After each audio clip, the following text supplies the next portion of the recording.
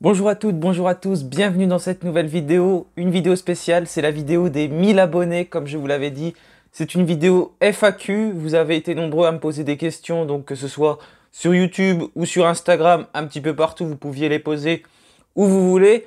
À travers cette vidéo, je vais donc répondre à toutes ces questions, donc voilà, n'hésitez pas à le regarder si vous voulez en apprendre un petit peu plus sur moi, sur les questions que vous m'avez posées. Si vous en avez d'autres, n'hésitez pas à les mettre en commentaire. J'y répondrai dans les commentaires tout simplement en vous écrivant. Donc je vous propose de commencer cette première vidéo foire aux questions sans plus attendre. C'est parti!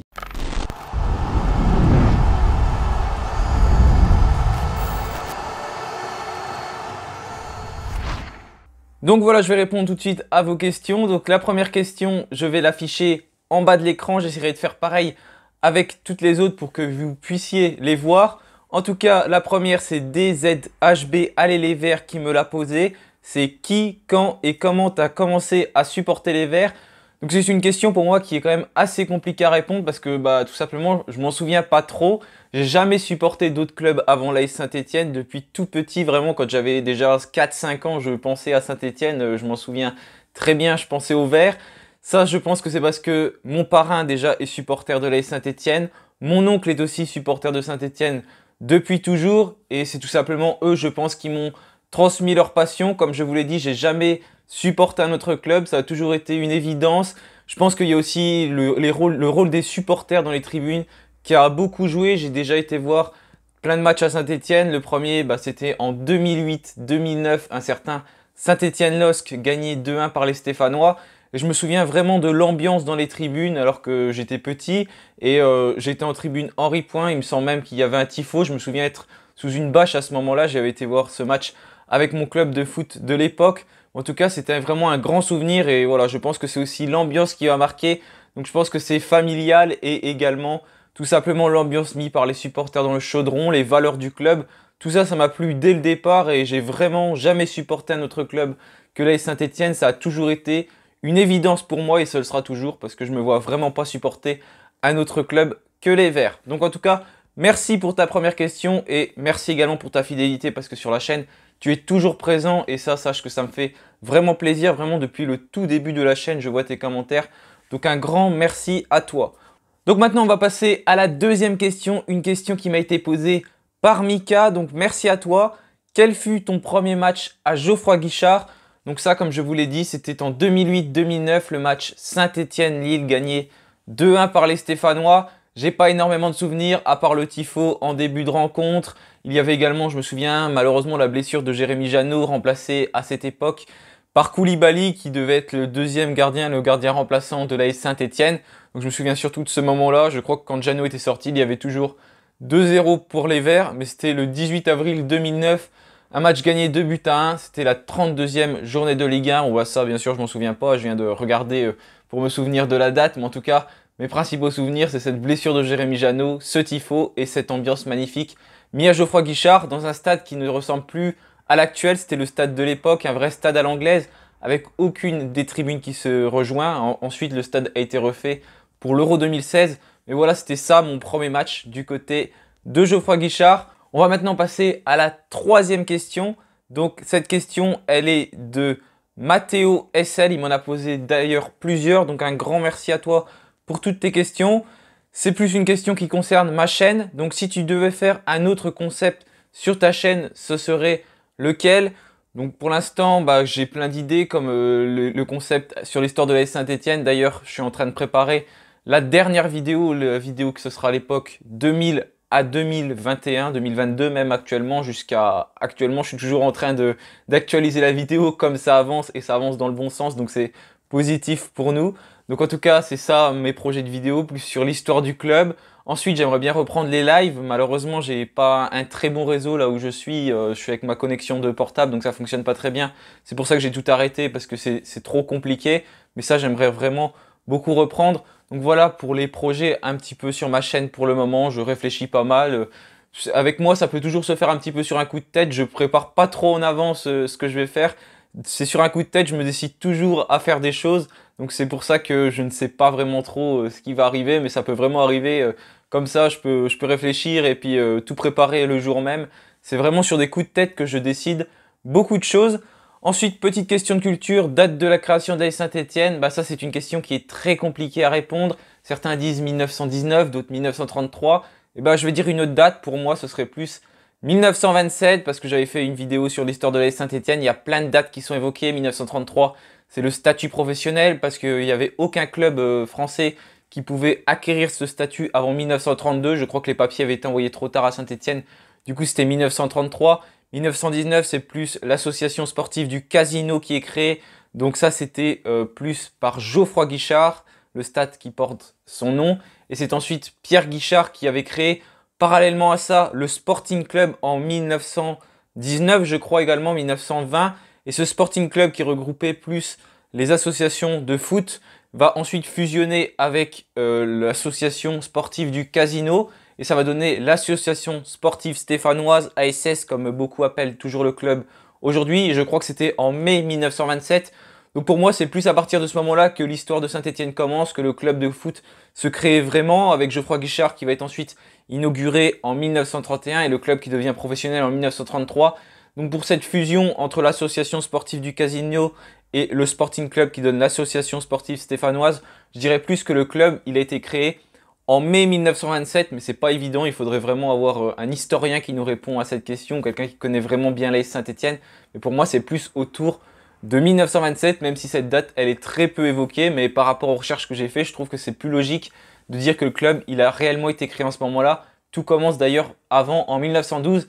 Mais pour ça, je vous invite à aller voir ma vidéo, donc je mettrai tous les liens en description. Je vous mettrai ça aussi en haut de votre écran, donc n'hésitez pas à aller la voir pour mieux comprendre l'histoire du club. Ensuite, une nouvelle question de Mathéo encore. Tu supportes la SSE depuis quand? Donc, comme je l'ai répondu, j'avais 3, 4, 5 ans, je ne sais plus vraiment, mais depuis tout petit, vraiment, je supporte ce club. Une nouvelle question encore, merci Mathéo. Tu as quel âge? Donc, j'ai 19 ans, j'aurai 20 ans au mois de mai, mais voilà, pour l'instant, j'ai 19 ans, donc ça fait 15-16 ans que je supporte l'AS Saint-Étienne. Quel est ton meilleur souvenir avec l'AS Saint-Étienne? Bah, étant donné que je suis né en 2002, des souvenirs, j'en ai pas forcément des bons. Je me souviens quand j'écoutais les matchs à la radio quand j'étais petit. Donc c'est plus des souvenirs un petit peu nostalgiques. Quand j'avais 4-5 ans, les matchs qui passaient sur RMC, j'ai vraiment beaucoup de souvenirs de ça. Je les écoutais à cette époque-là à la radio. J'allumais la radio et j'écoutais tous les matchs de Saint-Étienne. Je me souviens surtout quand il y avait une page de publicité et qu'il y avait un but tout coupé, la page était vraiment coupée, même quand ça parlait pendant la pub, et ensuite était lancé le but, ça criait, c'était magnifique, que ce soit pour Saint-Étienne ou pas, c'était le multiplex, on suivait toutes les rencontres, mais vraiment je ne manquais jamais ce rendez-vous-là. Donc ça c'est un petit peu mes souvenirs plus nostalgiques. Je me souviens également d'un match où Saint-Étienne pouvait descendre en Ligue 2, et pour ça il fallait s'imposer contre Valenciennes, et on a gagné 4-0, donc les Verts avaient vraiment fait un gros match pour s'imposer à Valenciennes. Pareil, un match que j'avais écouté à la radio et je me souviens même à ce moment-là que Marseille avait battu Rennes, pareil, sur le score de 4-0. Donc voilà pour un de mes souvenirs.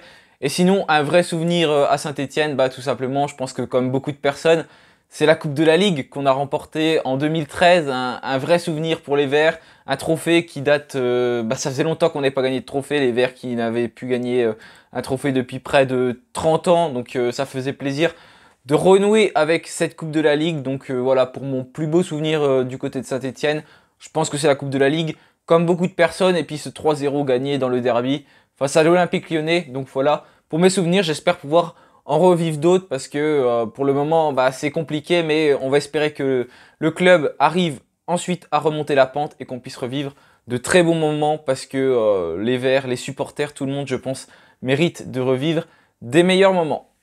Et pour la petite anecdote d'ailleurs, la finale de la Coupe de France c'était le 20 avril 2013 et puis quand j'ai passé mon code c'était le 20 avril 2019 que j'ai obtenu mon code. Donc voilà, c'est pas forcément une très belle anecdote, mais pour moi c'était assez marrant. J'ai pas choisi la date, ça s'est trouvé le 20 avril 2019. Donc en tout cas, ça me faisait plaisir de passer mon code le jour de la finale de la Coupe de la Ligue. Et puis ils ont gagné la finale de la Coupe de la Ligue le 20 avril et j'ai obtenu mon code le 20 avril. Donc voilà, c'était un bon souvenir pour moi. Je me souviendrai donc toujours de la date où j'ai passé mon code, la date où j'ai passé le permis, je m'en souviens déjà plus parce que c'était pas forcément un fait marquant, mais en tout cas pour le code, je pense que je m'en souviendrai toute ma vie. Ensuite, une nouvelle question, une question de Stéphanois Avis. Donc merci pour ta question sur Instagram. Plutôt Magic Fan ou Green Angels? Moi, j'ai pas de préférence, je vois pas pourquoi je choisirais quelqu'un étant donné que je fais pas partie d'un groupe de supporters. Pour moi, c'est les deux poumons de Geoffroy Guichard, Magic Fan et Green Angels. Les deux mettent de l'ambiance, donc j'ai pas du tout envie de choisir un groupe. Pour moi, pour qu'il y ait un chaudron, il faut qu'il y ait ces deux groupes d'ultra. Donc, je ne choisirai aucun des deux groupes, je n'ai aucune préférence. J'ai été au match contre Strasbourg, j'ai trouvé que les deux ont mis une formidable ambiance. Donc en tout cas, voilà, pas de préférence pour ma part, que ce soit Magic Fun ou Green Angels. Les deux sont tout simplement superbes et mettent une magnifique ambiance et permettent à notre stade tout simplement d'être surnommé le Chaudron. Il y a des questions qui reviennent plusieurs fois, comme celle de Sévan TGD, qui me dit depuis quand es-tu supporter de l'AS Saint-Etienne. Donc je vais pas y répondre plein de fois. Je les afficherai toutes à l'écran vos questions, comme ça il n'y aura pas de souci. Mais en tout cas, voilà, merci à tous ceux qui ont posé des questions. Je vais continuer avec les suivantes, celle de Mbappé Bye, donc sur Instagram également. Des nouveautés à venir, donc comme je l'ai dit sur YouTube, cette série sur l'histoire de l'AS Saint-Etienne qui va continuer. Peut-être des autres séries avec des anecdotes sur des matchs de l'AS Saint-Etienne de l'époque, sur des années stéphanoises. Voilà, plein de choses je pense que je vais faire par la suite. Mais comme je vous ai dit, je décide beaucoup de choses sur des coups de tête. Mais j'ai quand même pas mal d'idées dans ma tête pour le coup pour faire de nouveaux projets, de nouvelles séries sur l'histoire du club. Donc en tout cas, voilà, sur YouTube. Et puis également la reprise des lives, j'aimerais bien faire ça prochainement. Peut-être que je reprendrai plus au mois de juin-juillet quand je reviendrai chez moi et que j'aurai une meilleure connexion. Mais pour le moment, voilà, compliqué de faire des lives pour moi. C'est pour ça que j'ai arrêté. Si certains regardez ces lives et se demandent pourquoi il n'y en a plus, c'est tout simplement pour ça, à cause de ma connexion. D'ailleurs, vous l'avez certainement vu sur quelques vidéos, sur quelques lives où des fois ça a sauté. Donc c'est inconcevable pour moi de préparer le live, que vous veniez voir le live et que ce soit impossible à regarder parce que ma connexion sautait. Donc je pouvais pas faire ça, c'était vraiment inconcevable. Merci donc à toi Mbappé Bye, et sur Instagram, il y aura des nouveautés aussi parce que certains vont rejoindre mon compte Instagram, 2 personnes vont le rejoindre pour m'aider sur Instagram, parler des actualités, faire plein de nouveaux concepts, les idées qu'ils ont en tête. Il va falloir que tout simplement on mette tout ça en commun et puis on va bien avancer sur Instagram.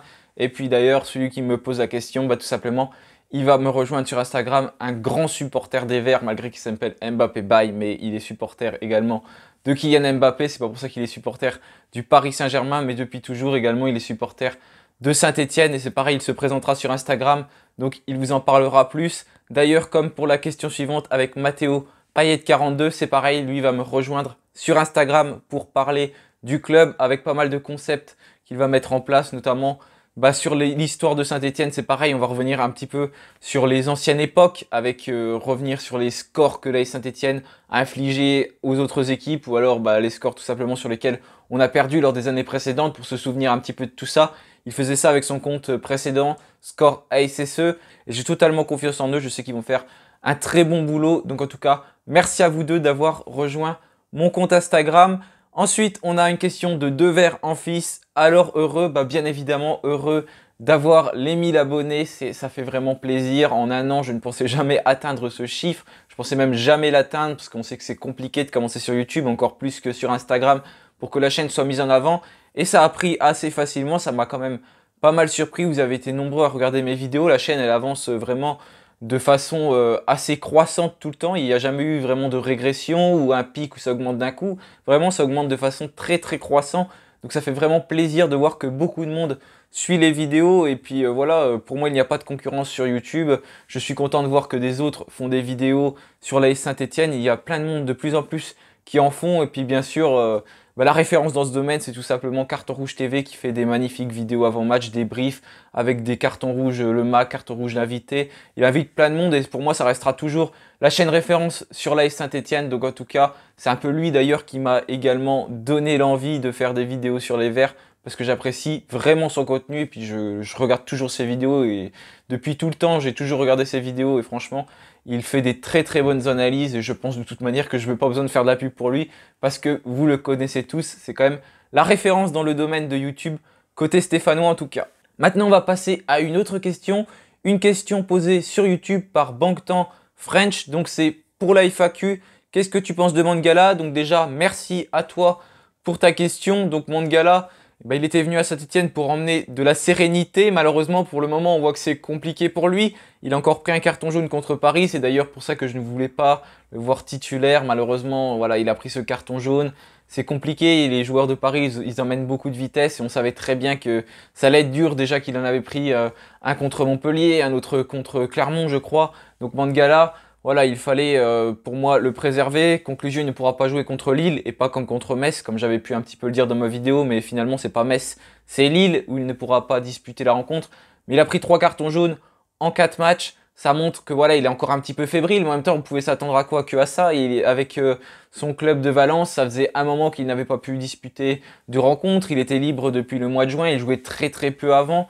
Donc le temps qu'il reprenne ses automatismes, on sait que c'est déjà un joueur qui n'est pas forcément rapide. Et puis il y a des attaquants qui sont rapides dans ce championnat. On pense notamment à Mohamed Bayo qu'on a affronté contre Clermont, Mbappé contre le Paris Saint-Germain. Voilà, il y a plein de joueurs qui se projettent vite vers l'avant et on sait que pour Mangala, c'est assez compliqué. Il essaye de rester assez haut sur le terrain. Donc c'est normal qu'ensuite il fasse beaucoup de fautes quand ça part dans son dos. Voilà, pour l'instant, Mangala, on pouvait s'attendre au fait que ce soit compliqué pour lui à ses débuts et c'est le cas. Après, peut-être qu'il emmène de l'expérience également sur le terrain parce que on remarque que Sakho et Nadé à côté de lui, bah, tous les deux, tout simplement, ils sont assez monstrueux dans la défense. Et Mangala, c'est un joueur qui parle beaucoup. Donc peut-être qu'il emmène cet aspect en fait, de capitana un petit peu dans cette charnière centrale et qu'il fait progresser Nadé et Sakho à ses côtés. Donc au final, peut-être que ça permet quand même à la défense d'augmenter son niveau. Et si Mangala arrive à augmenter également le sien, peut-être que l'AS Saint-Etienne va retrouver une bonne stabilité défensive.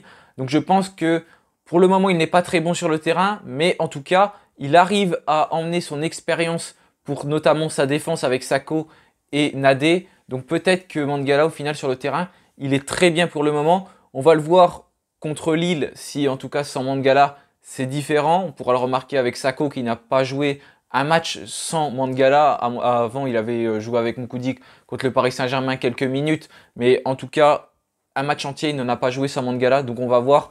Malheureusement, on a également Seydou Sow qui est blessé. On l'a appris ce lundi. Je tourne la vidéo lundi, elle sortira mercredi ou jeudi. Nadé qui est blessé, qui sera absent pendant 6 semaines. Amouma également qui s'est blessé au niveau du ligament du coude et qui ne pourra pas être présent pendant 2-3 matchs minimum. Normalement 3 matchs maximum plutôt. Donc en tout cas, voilà, il y a des absents qui commencent à arriver du côté de Saint-Etienne. Je ne pensais pas qu'Amouma avait été touché, j'avais pas fait gaffe lors du match contre le Paris Saint-Germain. Mais malheureusement, voilà, Amouma c'est un joueur qu'on sait qui est très fragile et il a encore été touché contre le Paris Saint-Germain. Donc on n'aura pas Amouma contre Metz et peut-être contre 3 contre Lille, normalement il ne sera pas présent non plus.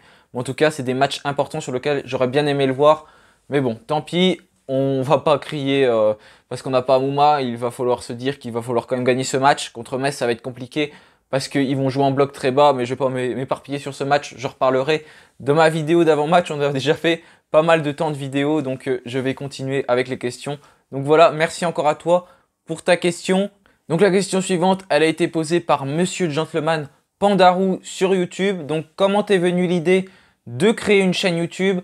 Et l'idée elle m'est venue parce que je commençais à avoir un petit peu marre d'Instagram à ce moment-là. Je savais plus vraiment quoi faire comme contenu. Il y avait beaucoup de comptes sur Instagram et je voulais un petit peu me renouveler.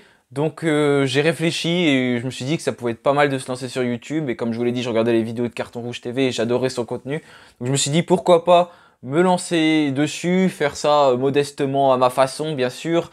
Et parler des Verts, de ma passion, de votre passion également, je pense, pour tous ceux qui regardent mes vidéos, ou peut-être que vous n'êtes pas passionné forcément des Verts, mais passionné du foot en tout cas. Donc c'est pour ça que je me suis lancé sur YouTube, parce que je voulais un petit peu renouveler ce que je faisais sur Instagram. J'ai mis un petit moment à trouver ce que j'allais faire, je faisais des vidéos un petit peu tous les jours, mais au final je me suis rendu compte que c'était pas comme ça que je voulais faire, c'était beaucoup trop compliqué, ça prenait trop de temps de gérer YouTube, Instagram. Donc j'ai un petit peu fait évoluer mon contenu, et puis voilà, maintenant je suis sur YouTube et je suis très content d'y être et j'espère encore pour de longues années. Donc voilà comment m'est venue plutôt l'idée de venir sur YouTube. C'était un peu plus une lassitude d'Instagram. Mais aujourd'hui, je ne suis plus du tout lassé d'Instagram et je suis sur Instagram, YouTube et même Twitter et même Facebook. Je suis un petit peu partout. Donc voilà, c'est une passion. Et puis de toute façon, quand on est passionné, je pense qu'on ne compte pas son temps. Mais en tout cas, merci pour ta question. Question 2, fais-tu partie d'un groupe d'ultra? Non, je ne fais pas partie d'un groupe d'ultra comme je l'avais dit tout à l'heure. J'habite pas sur Saint-Etienne, c'est pas forcément évident pour moi d'aller au stade. J'essaye de venir quelques fois, c'est plutôt une fois par an en règle générale quand il n'y avait pas le Covid. Mais en tout cas, voilà, je ne fais pas partie d'un groupe d'ultra. Je les regarde bien évidemment à la télé quand on vient à Saint-Étienne. D'ailleurs, quand je viens, bah, c'est aussi pour regarder les ultras, pas que pour regarder le match. À Saint-Étienne, je pense que beaucoup de personnes ne viennent pas forcément que pour profiter du match et de l'ambiance. Donc ça fait vraiment plaisir de venir à Geoffroy Guichard et quand on en repart, même si les Verts ont perdu, on a envie d'y retourner. Et donc voilà, donc c'est magnifique de voir ces groupes d'ultra, mais je ne sais pas si j'en ferai partie, même si j'habiterai à Saint-Étienne, je me suis jamais forcément posé la question. Donc maintenant on va passer à la question suivante, elle m'a été posée par Daniel Degers, donc merci également pour ta fidélité sur la chaîne, je t'ai rencontré également à Geoffroy Guichard lors du match contre Strasbourg, donc ça m'a fait vraiment très plaisir de te voir, de parler, on voit que tu es vraiment un passionné des Verts, tu es tout le temps en train de suivre les actualités, donc voilà, merci à toi en tout cas de me parler comme ça sur Instagram assez souvent et puis pour toutes tes questions, ça fait vraiment plaisir. N'hésitez pas, vous, à venir également sur Instagram si vous voulez me parler. Tous les liens, c'est pareil, sont en description. N'hésitez pas à suivre également la page. Donc je vais répondre bien sûr à ta question. C'est sur les inquiétudes du club pour la saison prochaine. Quel avenir avec les départs de Trauco, Boudbouz, Nordin, Amouma, Kazri, plus l'entraîneur, avec en plus un risque de 4 descentes directes en Ligue 2. Est-ce que la vente du club est obligatoire sans argent? Car il n'y aura pas d'équipe si on n'a pas d'argent du coup à Saint-Étienne.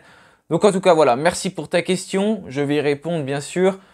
Donc je pense que comme tous les supporters des Verts, ça me fait très peur. C'est sûr qu'on a beaucoup de monde en fin de contrat. Et même les joueurs que l'on a recrutés au mercato hivernal, je pense aux deux Sacco qui sont arrivés soit libres, soit avec un prêt, mais tout le monde est là pour 6 mois. Il n'y a pas un joueur qui ne sera pas là pour plus de 6 mois, à moins qu'il soit prolongé par la suite, bien sûr. Je crois qu'il n'y a que Crivelli, d'ailleurs, qui a une option d'achat. Donc je pense qu'on a tous très peur, oui. Je me posais la question, d'ailleurs, avant le mercato, quand on avait encore 12 points. C'est bien si on se maintient quand Pascal Duprat arrive, c'est cool. Mais l'année prochaine, qu'est-ce qu'on fait? Parce qu'on ne va pas pouvoir recruter au mercato estival, à moins que le club soit vendu d'ici là, comme tu me poses la question. Donc pour moi, oui, c'est obligatoire de vendre le club lors du prochain mercato estival, lors de l'intersaison. Parce que tout simplement, si on veut faire quelque chose l'année prochaine, bah, il va nous falloir de l'argent. Parce que on va se retrouver avec une équipe que des joueurs du centre de formation. On va repartir un petit peu dans les mêmes travers qu'au début avec Claude Puel, où il ne mettait pas les cadres sur le terrain. Mais là, c'est que les cadres, on les aura même plus. Je me demande vraiment qu'est-ce qu'on peut faire avec une équipe qui n'a aucune maturité. C'est pour ça que voilà, pour moi, il va falloir impérativement vendre le club au mercato estival. Parce que là, on va même pas recommencer comme cette saison-là, parce que là, on avait des cadres pour nous aider. L'année prochaine, on ne les aura pas et la saison, elle sera encore plus catastrophique. Et je pense que si on ne prolonge pas des joueurs comme Boudbouz, comme Kazri, même Nordin actuellement, Amouma peut-être aussi, je ne vois pas comment l'année prochaine on peut rester en Ligue 1. D'autant plus, comme tu le dis, il y aura 4 descentes directes parce que le championnat, il va plus être à 20 équipes, mais il va passer à 18 et je crois que la Ligue 2 passera à 18 également prochainement. Donc c'est sûr que l'année prochaine, il peut y avoir 4 descentes directes et tout simplement, si on n'a pas une bonne équipe, on voit déjà qu'on galère cette saison, ça va être encore plus compliqué. Donc pour moi, la vente du club, elle est obligatoire et pour l'instant, on sait que c'est un petit peu en stand-by. J'espère que ça va un petit peu progresser cet été. C'est peut-être plutôt Olivier Marcarian qui serait sur le coup pour racheter la Saint-Etienne, plus proche de Romeyer que de Cayazo. Mais comme les deux présidents ont du mal à s'entendre, ça semble compliqué de vendre le club. Mais en tout cas, c'est impératif de le vendre si on veut réussir à rester en Ligue 1 l'année prochaine parce que je ne vois pas comment on peut s'en sortir. Au niveau de l'entraîneur, Pascal Duprat ne sera plus là non plus. Il l'évoque depuis pas mal de temps. Je ne pense qu'il ne prolongera pas. Apparemment, il partirait en retraite après qu'il ait fait sa fonction à la Saint-Etienne, après qu'il ait maintenu le club. En tout cas, je l'espère. Mais après, c'est pareil, il va falloir trouver un entraîneur. Il y a Laurent Batles qui montre qu'il a envie de venir, qui essaye de taper un petit peu à la porte de la Saint-Etienne. On l'a vu dans une interview sur Prime Video. Pour moi, ça pourrait être une bonne chose d'avoir Laurent Batles qui a fait un bon boulot à 3, qui est parti. On ne sait pas trop pourquoi d'ailleurs. Mais en tout cas, peut-être que Laurent Batles arrivera l'année prochaine. Pour moi, ce serait un petit peu la logique des choses de voir Laurent Batles arriver à Saint-Etienne, lui qui connaît bien le club. Donc voilà pour ta première question. Et pour ta deuxième question, donc comment tu vois la fin de la saison après avoir vu les 5 derniers matchs, quand on voit l'état d'esprit, plus le mercato, plus le retour des supporters, est-ce que tu es plus inquiet qu'avant? Si tu avais un pronostic du classement final, lequel ce serait pour toi? Et comme tu étais voir le match contre Strasbourg, comment tu as trouvé l'ambiance? Donc au niveau du classement final de cette saison, je suis bien évidemment moins inquiet que j'étais il y a 2 mois parce que les Verts arrivent un petit peu à reprendre un second souffle, même un premier souffle, parce qu'on n'a pas vraiment eu de premier souffle au départ. Et on prend des points, nos adversaires en prennent moins. Conclusion, bah, c'est très serré le classement. On a tous 22 points actuellement entre le 17, 18, 19, 20. J'ai jamais vu ça en Ligue 1, c'est quand même assez incroyable. Donc en tout cas, c'est sûr que je suis un petit peu plus optimiste, mais attention, il faut pas se dire que l'AS Saint-Etienne est maintenu pour le moment. Beaucoup pensent que l'on est maintenu alors qu'il y a 2 mois, tout le monde disait qu'on était descendu. Faut faire très attention parce que pour l'instant, on est 19e, on est relégable actuellement. Il y a un match contre Metz qui arrive ce dimanche, il va falloir le gagner. Je pense qu'on pourra établir un vrai bilan quand on aura affronté Metz et Troyes. Ça arrive lors des 3 prochains matchs, Metz, Lille et Troyes avant la trêve internationale. Donc en tout cas, on pourra établir ce premier bilan-là pour voir qu'est-ce que ça va faire l'AS Saint-Etienne. Si on arrive à battre Metz et Lille, ça pourrait être incroyable. En plus, les 2 matchs sont à Geoffroy Guichard, donc raison de plus pour réussir à les gagner. Donc pour l'instant, je suis bien évidemment beaucoup moins pessimiste que je l'étais, même si j'ai toujours très peur que l'AS Saint-Etienne, bien sûr, descende en Ligue 2. Donc au niveau de mon classement, ouais, c'est dur à dire, mais peut-être 20e Metz, 19e Troyes, 18e Lorient. Bon, je fais un petit peu par affinité, hein, parce que 17e, j'aimerais bien que ce soit Bordeaux, je ne veux pas les voir descendre.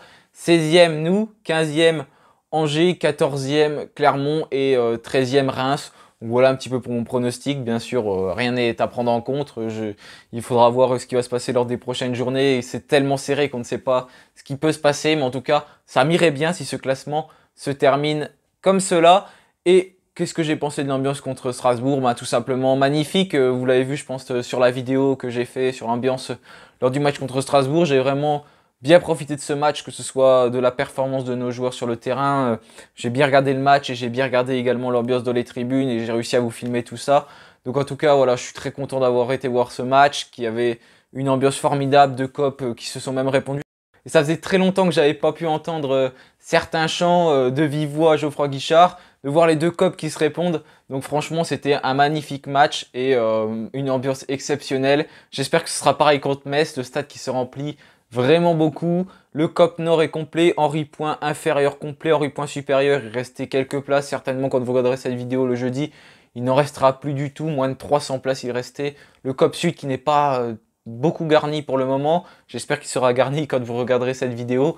Les différents corners family et le corner du musée qui se remplissent également, donc je pense qu'il y aura une très belle influence avec plus de 30 000 supporters à Geoffroy Guichard. Peut-être que le record du derby sera battu, en tout cas on verra tout ça. Donc voilà, c'est terminé pour ma vidéo FAQ. Merci à tous de m'avoir posé des questions, comme je vous l'ai dit. Si vous en avez d'autres, n'hésitez pas à les mettre en commentaire. On se retrouvera samedi pour l'avant-match de Saint-Etienne-Metz. Merci à tous, je vous souhaite une bonne soirée et allez les Verts!